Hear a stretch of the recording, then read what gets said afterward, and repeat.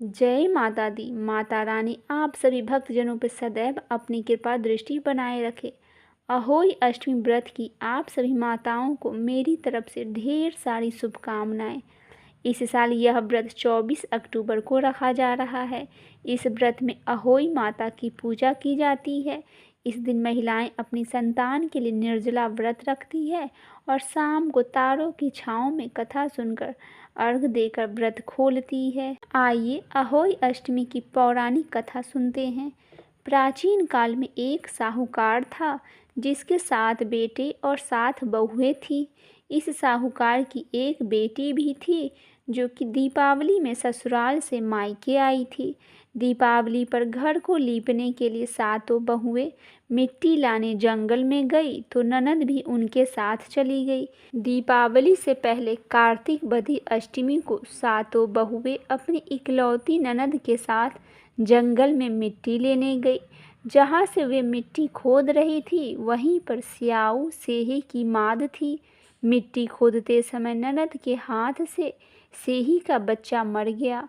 इससे क्रोध में आकर स्याऊ माता ने ननद से कहा कि अब मैं तेरी कोख बांधूंगी। तब ननद अपनी 7 भाभियों से प्रार्थना की कि तुम में से कोई मेरे बदले अपनी कोख बंधवा लो।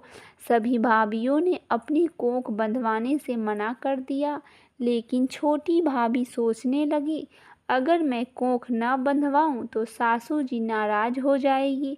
ऐसे में विचार कर ननद के बदले छोटी भाभी ने अपना कोख बंधवा लिया। उसके बाद जब उसे जो बच्चा होता वह 7 दिन बाद मर जाता था। एक दिन साहूकार की स्त्री ने पंडित जी को बुलवाकर पूछा कि क्या बात है कि मेरी इस बहू की संतान 7वें दिन क्यों मर जाती है। तब पंडित जी ने बहू से कहा कि तुम काली सुरही गाय की पूजा किया करो। उन्होंने बताया कि दरअसल काली गाय स्याऊ माता की भेली है, वह तेरी कोख छोड़ देगी तो तेरा बच्चा जी जाएगा। छोटी बहू ने पूरी लगन से गाय की रोज सेवा की। एक दिन गौ माता बोली कि मेरे जागने से पहले कोई रोज मेरी सफाई कर जाता है, सो आज देखूंगी। गौ माता उस दिन जागकर देखती रही कि कौन आता है और कौन सफाई करके जाता है। फिर गौ माता देखती है कि साहूकार की बेटे की बहू उसके नीचे सफाई आदि कर रही है। इससे गौ माता प्रसन्न होती है और बोली कि मैं तुझसे बहुत प्रसन्न हूँ, तुझे जो चाहिए वह मांग लो। तब साहूकार की बहू बोली कि स्याऊ माता तुम्हारी भियली है और उन्होंने मेरी कोख बांध रखी है, उनसे मेरी कोख को खुलवा दो। गौ माता ने कहा अच्छा। तब गौ माता 7 समुंदर पार अपनी भियली के पास उसको लेकर चली। रास्ते में कड़ी धूप थी, इसीलिए दोनों एक पेड़ के नीचे बैठ गए। इतने में वहाँ एक सांप दिखाई दिया। उसी पेड़ पर गरुड़ पंखनी के बच्चे थे। सांप गरुड़ पंखनी के बच्चों को मारने लगा। तब साहूकार की बहू ने सांप को मारकर ढाल के नीचे दबा दिया और बच्चा को बचा लिया। थोड़ी देर में गरुड़ पंखनी आई तो वहाँ खून पड़ा देखकर साहूकार की बहू को चोंच से मारने लगी। तब साहूकारनी बोली कि मैंने तेरे बच्चे को मारा नहीं है, बल्कि सांप तेरे बच्चे को डसने आया था। मैंने तो तेरे बच्चे की रक्षा की है। इससे गरुड़ पंखनी प्रसन्न हुई और बोली कि मांग, क्या मांगती है। वह बोली 7 समुंदर के पार स्याऊ माता निवास करती है, कृपया मुझे उनके पास ले चलो।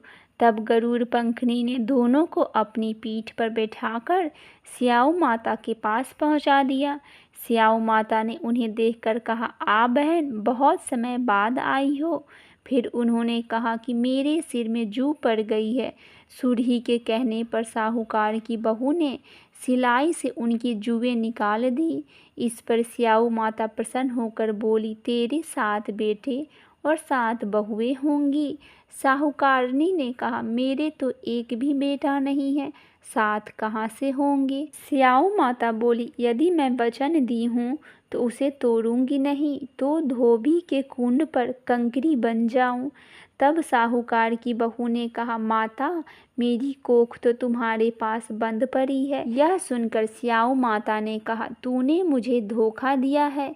यदि मैं तेरी कोख खोलती हूँ तो ऐसा नहीं करती, लेकिन अब मुझे यह करना पड़ेगा। जा, तेरे घर में तुझे 7 बेटे और 7 बहुएं मिलेंगी। तू जाकर उजमान कर 7 अहोई बना और 7 कढ़ाई कर। जब वह घर लौटी तो देखा कि वहाँ 7 बेटे और 7 बहुएं बैठी है, जिससे वह अत्यंत प्रसन्न हुई। उसने 7 अहोई बनाई, 7 उजमान किए और 7 कढ़ाई की। दिवाली के दिन जेठानियाँ आपस में चर्चा करने लगी कि जल्दी से पूजा कर लो, कहीं छोटी बहू को बच्चों की याद आ गई तो वह रोने लगेगी। कुछ समय बाद उन्होंने अपने बच्चों से कहा, अपनी चाची के घर जाकर देख आओ कि वह अभी तक क्यों नहीं रोई है।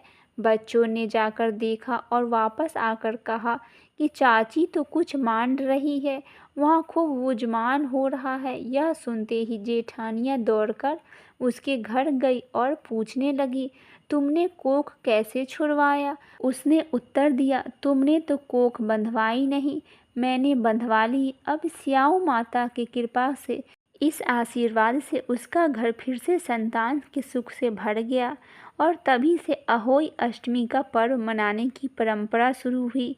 इस दिन माताएं अहोई माता की पूजा करती है और यह कथा सुनती और सुनाती है। यह विश्वास है कि अहोई माता की पूजा और इस कथा के श्रवण से संतान के जीवन में आने वाली बाधाएं दूर होती है और बच्चों को अच्छे स्वास्थ्य और लंबी आयु का आशीर्वाद मिलता है।